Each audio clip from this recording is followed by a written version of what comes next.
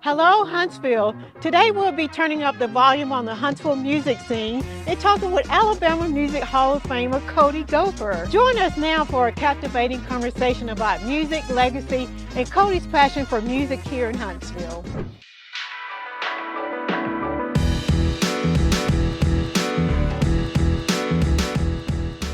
Today we will be talking about the local music landscape, and today I'm joined with Codie Gopher. Codie, I heard that you are the one of the pioneers of Huntsville. How did you get that title?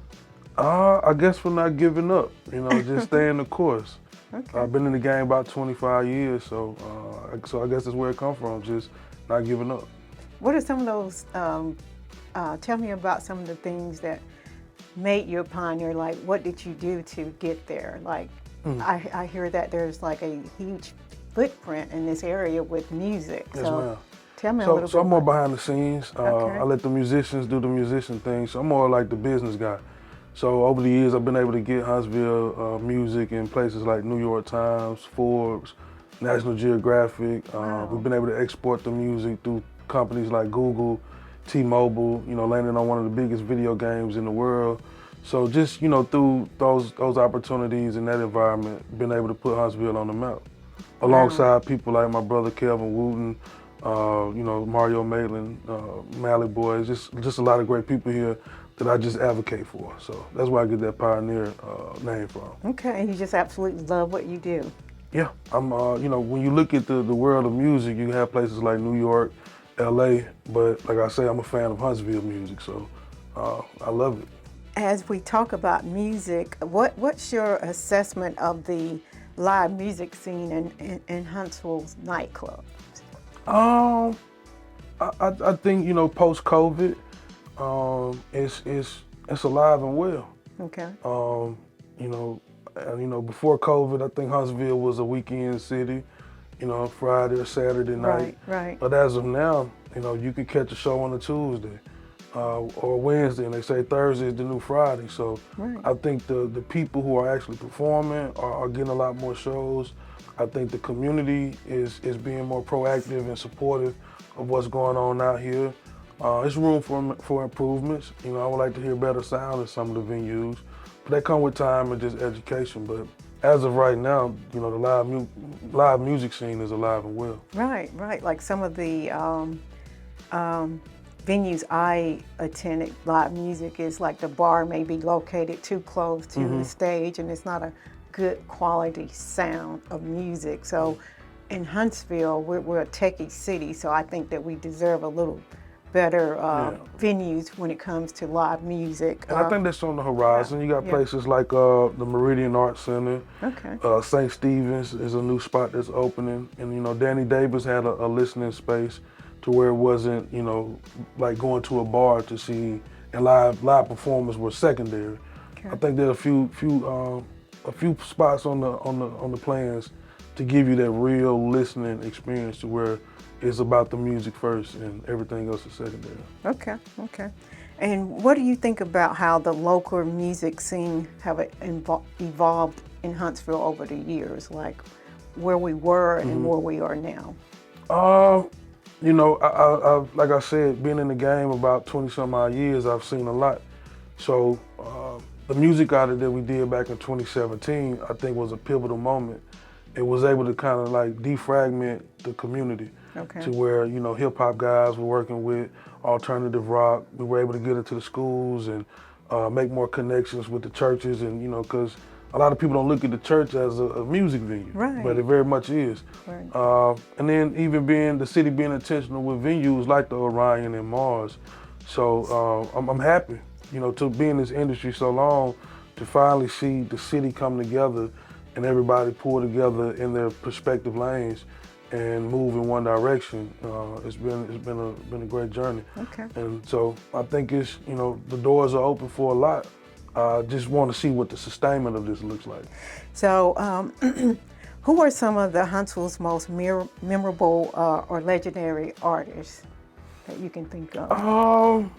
Like I said before, Take Six. Okay. I look at people like my brother Kelvin Wooten, in the hip hop space, the production company called the Block Beaters, G-Side, And even down to writers. I was told that Anita Baker's, one of her great songs was written in Huntsville. Oh yeah, so, I heard about that. Little Richard, Yeah. he passed through here, and now eternally resting here. So, Yes. it's just the list goes on. Microwave Dave, man, even to records like Party Like a Rock Star. Jason Pittman produced that record, Prodigal Huntsville High. Oh. So it's just the list goes on, and I'm learning more and more every day. Wow. Yes, ma'am. Wow, you're well connected. What would you say is one of the Huntsville's best kept music secrets? That we've been here and we've influenced the world, and most people don't know it. Right. When you speak about Mr. Spanky Alford, he worked with Tupac, he worked with Dilla, he worked with the Bee Gees, he worked with Total, he worked with The Roots. Right. And this man would go out to LA, do his musicianship on these records, and then fly back to North Huntsville. So for me to be in the city at that time before the military and to listen to these records and go to the record store to buy the records, not knowing that somebody like Spanky had worked on these records. Wow. So I think that's a common thing the more and more that I research, that there's a lot of people here that are influencing or touching these records in the production phase that are going platinum right now. So Wow. I think that's one of the best kept secrets that we need to kind of let people know and champion a little bit more. To say, hey, that record you're listening to, Huntsville has ties to it. Right, right. Huntsville's just all over, right? Yeah, yes ma'am. So, as you know, we've been discussing, Huntsville is investing a lot of developing in the music scene here. How do you think it will pay off in the future?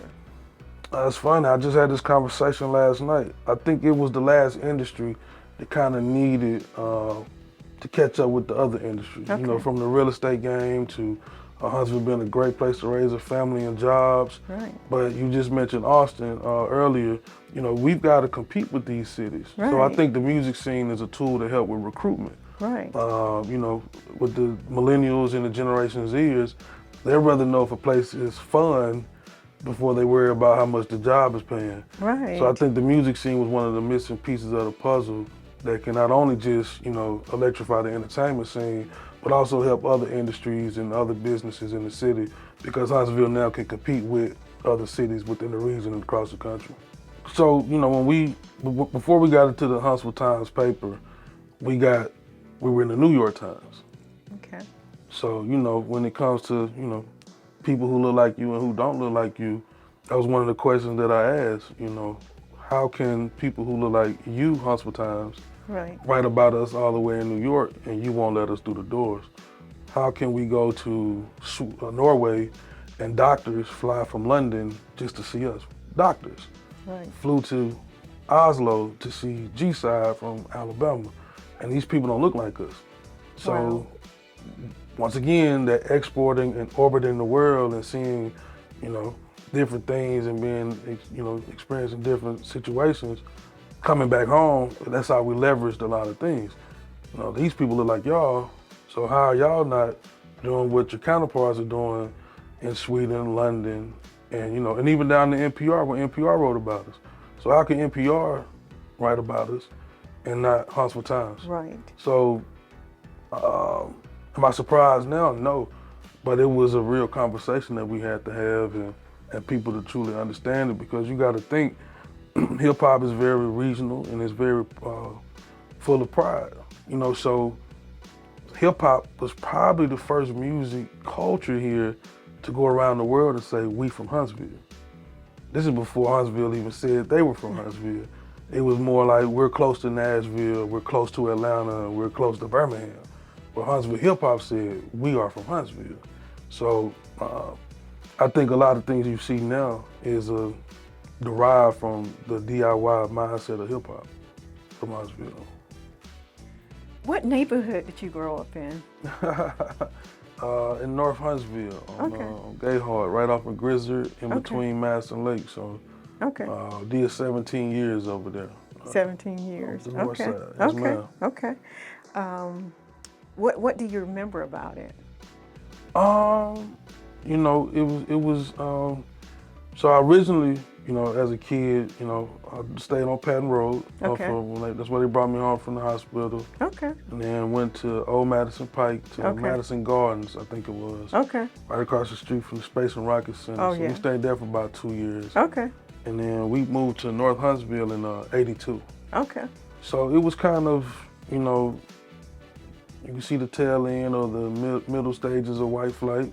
Okay. Black families moving out there.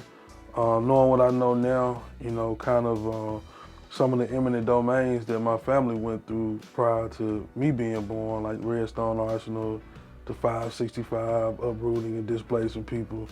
You know, that North Huntsville was probably the place that my family was able to stay the longest. Okay. So yeah, I got there in '82, about 3-4 years old. Okay. Okay, when you lived in West Huntsville, what made that experience special to you? It was like my Harlem. I learned everything there, from style to, you know, manners, principles of life. Educated in North Huntsville, from West Madison Lake to Ed White to Butler to A&M, and even Calhoun when it first moved in over there on Wind Drive. So the northern side of the town has always been there. Like I say, from education to church to mom and dad to the cousins, like that's my Harlem. Okay. What neighborhood do you live in now? Just for safety, I'm a property owner in a few places in town, Okay. so yeah, I get a chance to see a lot of the city, you know, just based on properties that I own. So, Okay. so I'm a Huntsvillian at this point. Yeah, I'm everywhere. How many neighborhoods have you lived in? Everyone. I've lived in North Huntsville, South Huntsville, East Huntsville, and Madison. So, you know, when people ask me that question, like, what side of town you from? Like, I'm from Huntsville. I have a stake in every side of town at this point. So, I've seen the city grow. I've seen the city change. I've seen some places be revitalized. I've seen some places that were the catalyst of growth in the past now become, you know, downtrodden. So I think that comes with time, you know, just being a student of urban development. And, you know, I've been to 26 different countries to understand that nothing stays the same. So just, you know, that's why I say Huntsville. I can go anywhere, so. Okay. Tell me, what's your favorite Huntsville neighborhood? My favorite? And why? Once again, that's hard. So I'm gonna just say this. I just bought a property on the east side. Okay. And never really stayed there. And so to kind of frequent that area now is it's pretty cool. I also moved into, you know, have a property in South Huntsville to where they said black people couldn't go. And to dispel that myth, you know, I gained a new respect for the north side. I mean, for the south side. When it comes to North Huntsville, which will always be, you know, that's why I wear these New Balance, like the N stands for North Huntsville. Wow. So I tell people I stand on north side principles, you know, so, you know, just hearing people talk about the north side and what it needs and things of that nature, I just tell people when it comes to where I was raised, it need to go back to where it was. You know, like, we don't need to go forward, we need to go back to what was there before. You know, more homeowners. When I was growing up, that side of town had 4 or 5 different grocery stores, from Bruno's to Food World to Kroger's, and so we had a lot of that. We had black businesses to like people like Stanley Terrain, had a TV repair shop back in the day. So, you know, any narratives or notions of North Huntsville, I really think we just need to go back to where we were. But will it get back to that point? Only time will tell. So when you say get back to where we were, exactly what do you mean? Through community, like Okay. homeowners, like people who took pride in the property. Nothing against renters, but you know, as we look at this stage that we're in now in the country with high rental, you know, home ownership was a thing back then. You know, like I said, when we moved in '82, mom and dad had bought the house. You know, so and the people next door owned the home. So it just was a different vibe when the people own the house. And you know, when you look at across the city right now, those who own homes live a little bit different. Not saying that they're better people, but just on paper, and they have, you know, opportunities to do different things as a homeowner. Okay. Like I said, the grocery store situation. They say, hey, we need grocery stores over here. Well, we had grocery stores over there. And that's that Plaza on Blue Springs. I remember that when Dixie opened. And people were happy. That was right there in the middle of the neighborhood. So that's what I mean. We gotta go back to, if anything, go back to what it was, to the things that we need, necessities, were right there at your fingertip. And you didn't take any of your money outside of that community. So that's what I mean by that. Okay. You said something interesting. Cynthia was asking you about neighborhoods and so forth. You said that someplace was your Harlem. North Huntsville. My Harlem.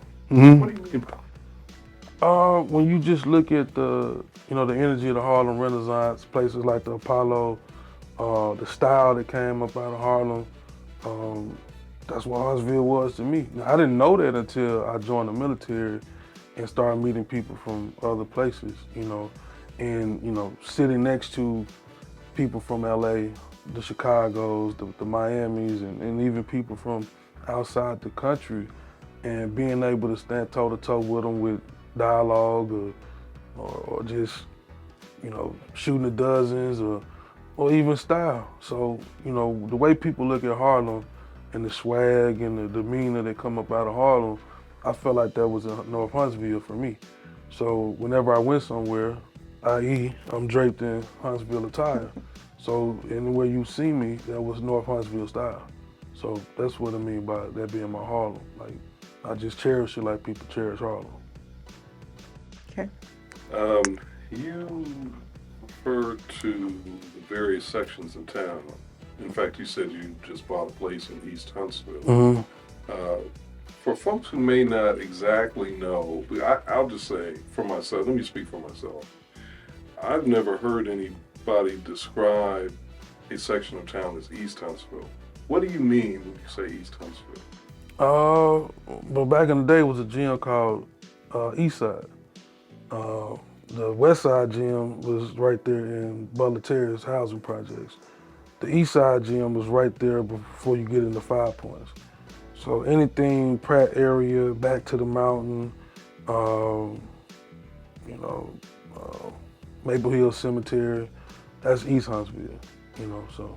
But the reason I call it East, and black people back in the day called it the East Side, was because of a basketball gym that my dad and a lot of his homeboys used to frequent on Sundays. We're going to the East Side, and then when you walk up the steps above the door, it was like East Side Gym. So that's old Huntsville. And so even to this day, I'm glad you when I said North Huntsville, you said Northwest Huntsville, because that's what we used to say back in the day. So this new North Side, I just say that for the new people. But I'm from the Northwest, 35810 raised me. So when I speak about the East Side, it's just, when I was a kid, we going to the East Side Gym. So that's why we recognize it as the East Side. Like and subscribe to Hello Huntsville today on all your favorite podcast platforms. Sponsored by the Cynthia Jordan Real Estate Group, Jeff the Mortgage Guy, and Tony with TML in the Morning Show.